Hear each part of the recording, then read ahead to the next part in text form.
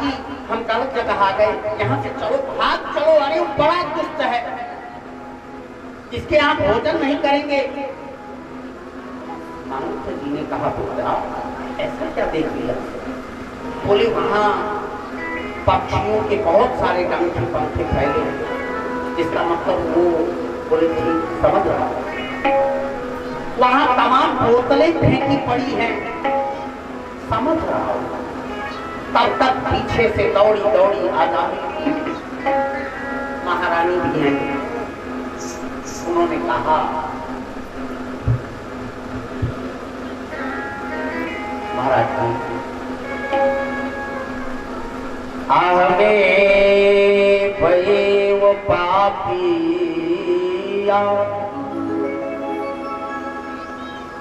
स्पृश्यता न भोजन। माना मैं पापिनी हूं, मेरा सिद्ध किया हुआ अन्न अस्पृश्य हो जाता है, नहीं छूना चाहिए मुझे। लेकिन महाराज जी अगर सूखा सूखा दे दें तो यहाँ बाहर पीपल के पेड़ के नीचे आप लोग बना कर पालो, तो क्या इसमें भी दोष है? क्या विचार करो, इतनी बुद्धि भी बदल गई केवल संत के समागम से। संत समागम सामने था, इसलिए उसने कहा कि चलिए यदि मैं आपको सूखा सूखा दे दूं तो खाने में तो दोष नहीं है। महंत जी ने कहा नहीं भाई, आप ले आओ, ये भोजन प्रसाद बन जाएगा। सूखा सूखा भोजन प्रसाद मांगे। संतों ने बढ़िया प्रसाद बनाया, भगवान का भोग लगाया, क्षेत्रपाल के लिए थोड़ा सा भोजन प्रसाद निकाल दिया। एक चीज ख्याल रखना, अगर घर की रसोई के बाहर कहीं प्रसाद बनाते हो तो किसी पत्तल पर थोड़ा सा प्रसाद रखकर, जब बन चुका था तो प्रसाद पाया। प्रसाद पाने के बाद उन्होंने अब ये कहा कि देवी बचा तो है, तुम भी कुछ शीत प्रसादी पालो। एक पत्तल पर रखकर उसने भी प्रसाद, भगवान का प्रसाद था। प्रसाद पाने के बाद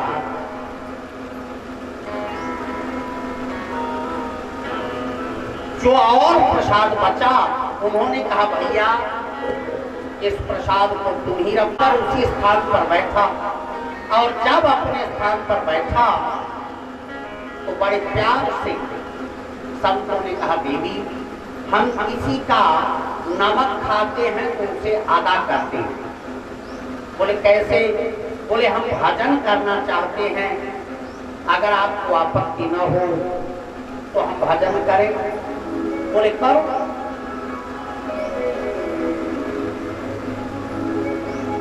सांसा गाड़ दिया, चिमटा चटकाया,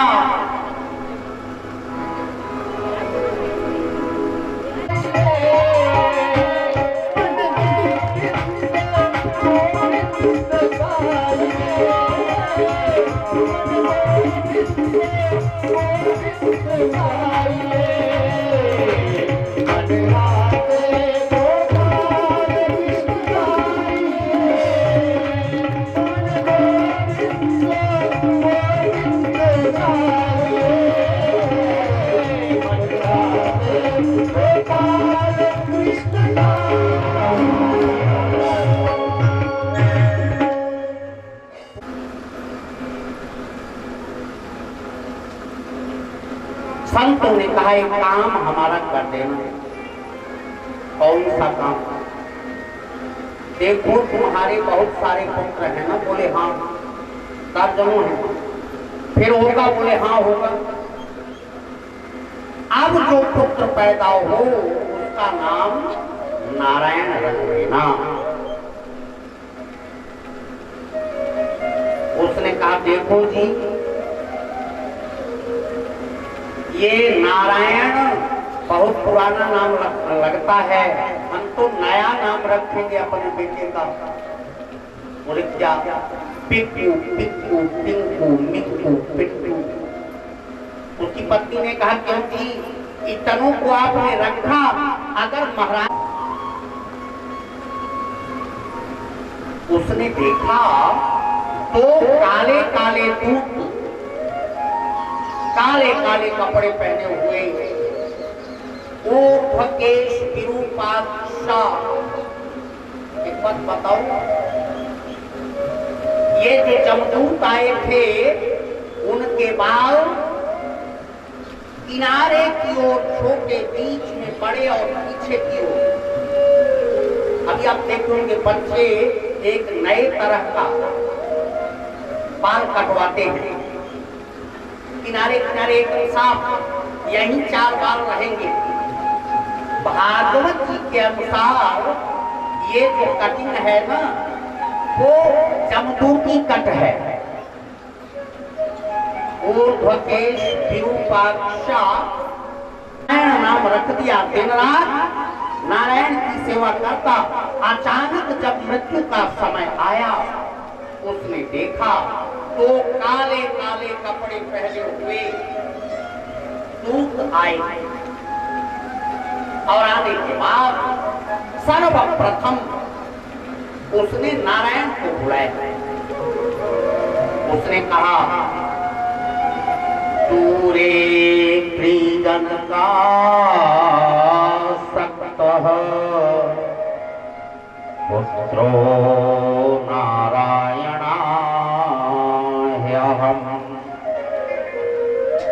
प्लावितेन स्वरोच्चेन आजुहाव कुलेन्द्रियः। दूरे त्रिजन का सक्त, थोड़ी दूर पर नारायण खेल रहा था। स्वरोच्चेन, उच्च स्वर में चिल्लाया, नारायण बचाओ। नारायण दौड़ा उसकी ओर, और क्यों उसने कहा नारायण बचाओ, इस नाम को सुनते ही तो और पीले पीले कपड़े पहने हुए वहां आ गए। कैसे थे? सर्वे पद्म पलाशाक्षात्, कमल की तरह, जैसे पीला कमल होता है वैसे पीला कमल जैसा कपड़ा पहने। सर्वे पद्म पलाशाक्षात् पीत कौशेयवाससः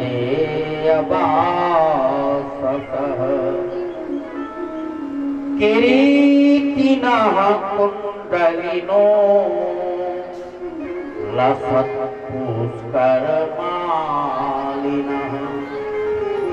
पीला पीला कपड़ा पहने हुए, पीला चूड़ा बांधे हुए, किरीटी धारण करने वाले, कुंडल पहने हुए, हाथ जोड़े दो और आए।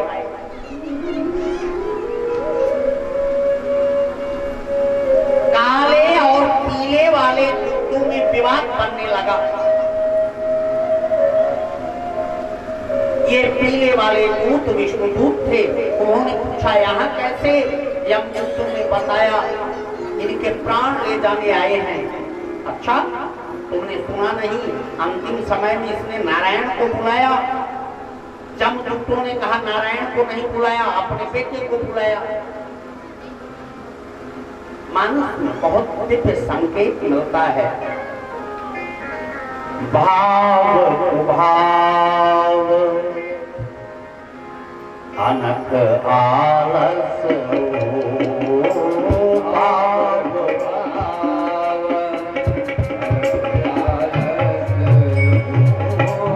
भाव भाव अनक आलस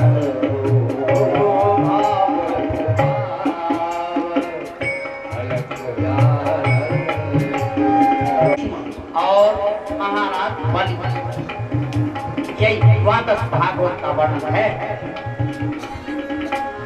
भाव भाव अनक रस आलस हो, भाव भाव रस आलस हो, भाव भाव रस आलस हो, नाम जपत नाम जपत मंगल निशित हो, भाव भाव रस आलस हो, भाव जपत मंगल निशित हो।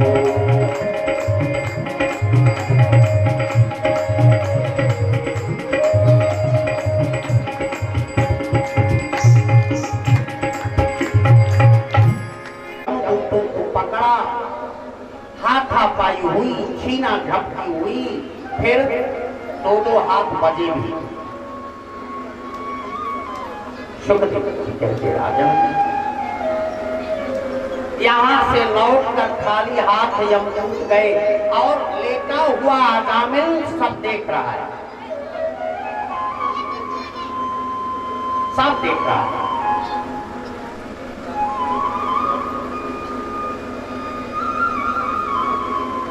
और जब यहां से यमदूत लौट कर गए, यमराज से कहा महाराज आज से आपकी नौकरी बंद। बोले क्यों? बोले आप केवल विवादित जगह पर भेजते हो। क्या हुआ? अजामिल के पास भेजे थे। अरे वहां क्या हुआ? बोले अब बोलिएगा मत, अभी दो दो हाथ वाले मिलते थे, अब 4 हाथ वाले मिलने लगे हैं। 2 हाथों से हाथ पकड़ लिया, 2 हाथों से कुटाई कर डाली। इसलिए अपन 2 हाथ वाले थे तो हम भी 2 हाथ वाले थे, बजती 2 हाथ, लेकिन अब तो 4 हाथ वाले मिलने लगे हैं, इसलिए बंद। क्या हुआ? यमदूत ने बताया कि देखो वहां उसने अपने बेटे नारायण को बुलाया। यमराज ने मुंह पर हाथ रख, चुप चुप चुप चुप चुप चुप। बोले क्यों? बोले मूर्ख, इस नरक में नारायण का नाम लेगा, जिसके कान में जाएगा सब स्वर्ग चले जाएंगे। Then I will become king without kingdom. मेरा सारा राज्य समाप्त हो जाएगा, बिना राज्य का राजा बचूंगा। इसलिए काम करो, इस नाम को बंद करो, बोलो मत।